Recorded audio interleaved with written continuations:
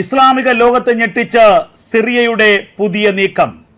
Syrian president Bashar അൽ അസദിന്റെ പുതിയ നീക്കമാണ് ഇസ്ലാമിക രാജ്യങ്ങളെ മുഴുവൻ ആശ്ചര്യപ്പെടുത്തുന്നത്.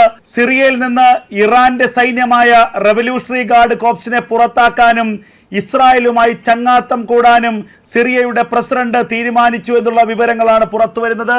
ഇസ്രായേലിനെ സ്വാഗതം ചെയ്യുകയാണ് സിറിയൻ പ്രസിഡന്റ് ബഷർ അൽ അസദ്.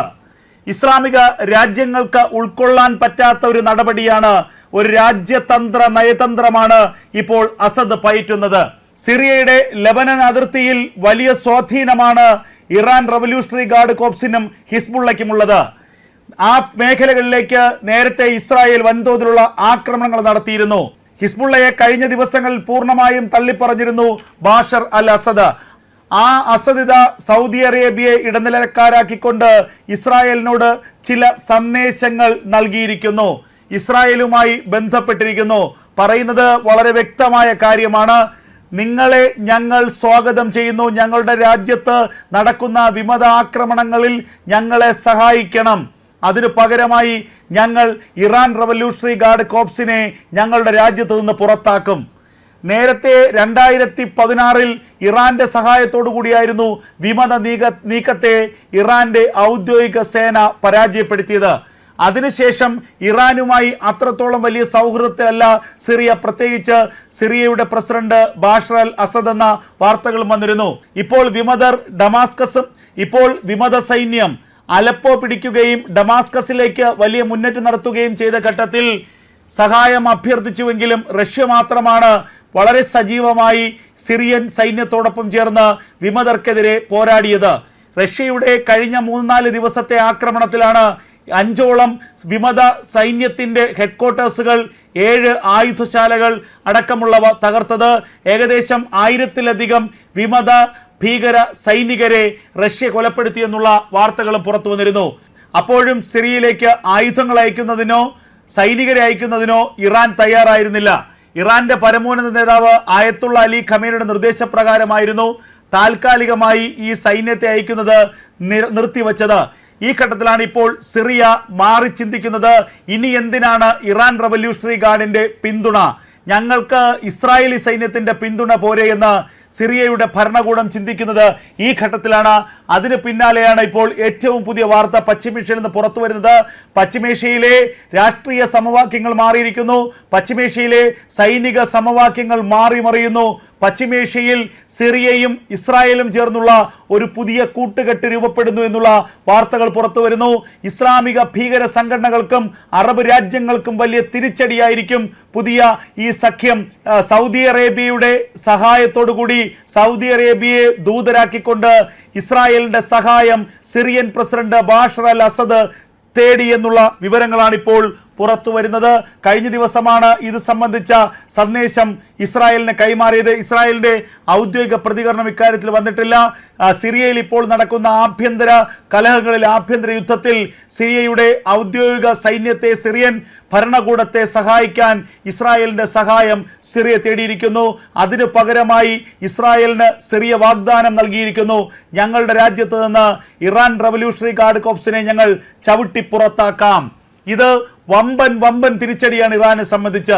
കാരണം ലെബനനിലേക്ക് കഴിഞ്ഞ 14 മാസക്കാലമായി ഇസ്രായേൽ നടത്തുന്ന യുദ്ധത്തിൽ ഏറ്റവും അധികം ലെബനന് പിന്തുണ ലഭിച്ചത് സിറിയയിൽ നിന്നാണ്.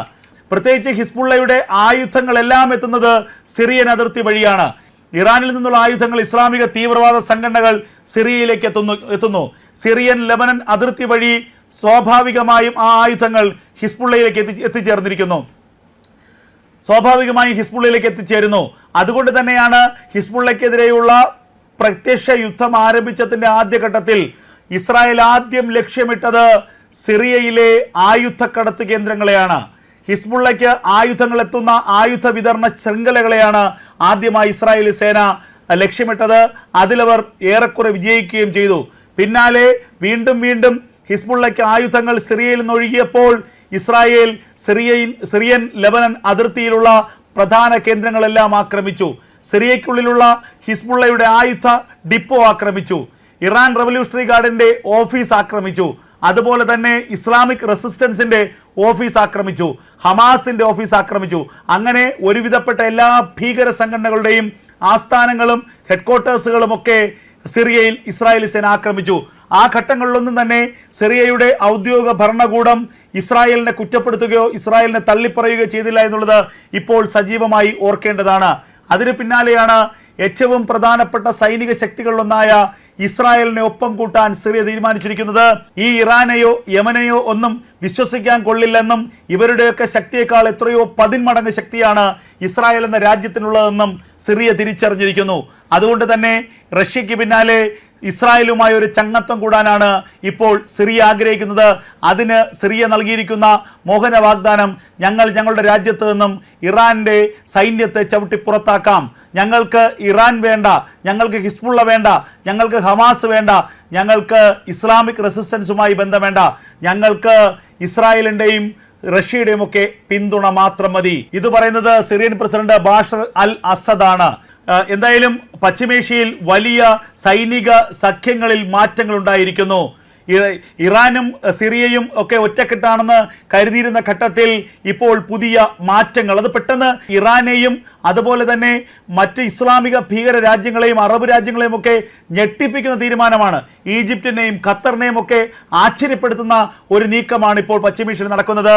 സിറിയ കാലങ്ങളായി ഇസ്ലാമിക ഭീകരവാദത്തിന് വേരോടാൻ വേണ്ടി വളമൂട്ടി അവരെ വളർത്തിയ ഇസ്ലാമിക ഭീകരരുടെ എല്ലാം താവളമായിരുന്ന സിറിയയുടെ ഭരണകൂടം, ഭരണത്തലവന്മാർ ഇപ്പോൾ ഇറാനെയും ഹിസ്ബുള്ളയും ചവിട്ടി പുറത്താക്കാൻ ആഗ്രഹിച്ചിരിക്കുന്നു. അവരിപ്പോൾ ഇസ്രായേലിനോട് ചങ്ങാത്തം കൂടാൻ ആഗ്രഹിക്കുന്നു, ഇസ്രായേലിന്റെ പിന്തുണ ചോദിച്ചിരിക്കുന്നു. വിമത സൈനിക നീക്കത്തിൽ ഔദ്യോഗിക സേനയ്ക്ക് ഇസ്രായേലിന്റെ പിന്തുണ തേടിയിരിക്കുന്നു. പശ്ചിമേഷ്യയിൽ എന്തൊക്കെയാണ് സംഭവിക്കുന്നത് എന്ന് മുൻകൂട്ടി പ്രവചിക്കാൻ പറ്റാത്ത നയതന്ത്ര നീക്കങ്ങളാണ് നടക്കുന്നത്. ഇവിടെ ഇസ്രായേലിന്റെ നിലപാട് ഏറ്റവും നിർണായകമായിരിക്കും. ഇസ്രായേൽ സിറിയയ്ക്ക് കൈകൊടുക്കുകയാണെങ്കിൽ റഷ്യയും സിറിയയും തമ്മിലുള്ള ബന്ധം വഷളാകുമോ? അമേരിക്കയും സിറിയയും തമ്മിലുള്ള ഇടപെടൽ എങ്ങനെയായിരിക്കും? ഇസ്രായേലിനോട് പിന്നീട് US-ന്റെ ഇടപെടൽ എങ്ങനെയായിരിക്കും? ഇതൊക്കെ തന്നെ വളരെയധികം ചർച്ച ചെയ്യപ്പെടേണ്ട വിഷയങ്ങൾ തന്നെയാണ്. എന്തായാലും പുതിയ സൈനിക സഖ്യങ്ങൾ രൂപപ്പെടുമോ? പുതിയ സൈനിക മാറ്റങ്ങൾ ഉണ്ടാകുമോ? ഇറാനും ഹിസ്ബുള്ളയും ഒക്കെ സിറിയയ്ക്ക് ശത്രുവായി മാറുമോ? ഇനി കാത്തിരുന്ന് തന്നെ കാണണം. ഇറാനിൽ നിന്നുള്ള ആയുധങ്ങൾ ഇസ്ലാമിക തീവ്രവാദ സംഘടനകൾ സിറിയയിലേക്ക് എത്തുന്നു. സിറിയൻ ലെബനൻ അതിർത്തി വഴി സ്വാഭാവികമായും ആ ആയുധങ്ങൾ ഹിസ്ബുള്ളയിലേക്ക് എത്തിച്ചേരുന്നു. അതുകൊണ്ട് തന്നെയാണ് ഹിസ്ബുള്ളയ്ക്കെതിരെയുള്ള പ്രത്യക്ഷ യുദ്ധം ആരംഭിച്ചതിന്റെ ആദ്യഘട്ടത്തിൽ ഇസ്രായേൽ ആദ്യം ലക്ഷ്യമിട്ടത് സിറിയയിലെ ആയുധക്കടത്ത് കേന്ദ്രങ്ങളെയാണ്. ഹിസ്ബുള്ളയ്ക്ക് ആയുധങ്ങൾ എത്തുന്ന ആയുധ വിതരണ ശൃംഖലകളെയാണ് ആദ്യമായി ഇസ്രായേലി സേന ലക്ഷ്യമിട്ടത്. അതിലവർ ഏറെക്കുറെ വിജയിക്കുകയും ചെയ്തു. പിന്നാലെ വീണ്ടും ഹിസ്ബുള്ളയ്ക്ക് ആയുധങ്ങൾ സിറിയയിൽ നിന്നൊഴുകിയപ്പോൾ ഇസ്രായേൽ സിറിയൻ ലെബനൻ അതിർത്തിയിലുള്ള പ്രധാന കേന്ദ്രങ്ങളെല്ലാം ആക്രമിച്ചു. സിറിയയ്ക്കുള്ളിലുള്ള ഹിസ്ബുള്ളയുടെ ആയുധ ഡിപ്പോ ആക്രമിച്ചു. ഇറാൻ റവല്യൂഷണറി ഗാർഡിന്റെ ഓഫീസ് ആക്രമിച്ചു. അതുപോലെ തന്നെ ഇസ്ലാമിക് റെസിസ്റ്റൻസിന്റെ ഓഫീസ് ആക്രമിച്ചു, ഹമാസിന്റെ ഓഫീസ് ആക്രമിച്ചു. അങ്ങനെ ഒരുവിധപ്പെട്ട എല്ലാ ഭീകര സംഘടനകളുടെയും ആസ്ഥാനങ്ങളും ഹെഡ്ക്വാർട്ടേഴ്സുകളും ഒക്കെ സിറിയയിൽ ഇസ്രായേലി സേന ആക്രമിച്ചു. ആ ഘട്ടങ്ങളിലൊന്നും തന്നെ സിറിയയുടെ ഔദ്യോഗിക ഭരണകൂടം ഇസ്രായേലിനെ കുറ്റപ്പെടുത്തുകയോ ഇസ്രായേലിനെ തള്ളിപ്പറയുകയോ ചെയ്തില്ല എന്നുള്ളത് ഇപ്പോൾ സജീവമായി ഓർക്കേണ്ടതാണ്. അതിന് പിന്നാലെയാണ് ഏറ്റവും പ്രധാനപ്പെട്ട സൈനിക ശക്തികളിലൊന്നായ ഇസ്രായേലിനെ ഒപ്പം കൂട്ടാൻ സിറിയ തീരുമാനിച്ചിരിക്കുന്നത്.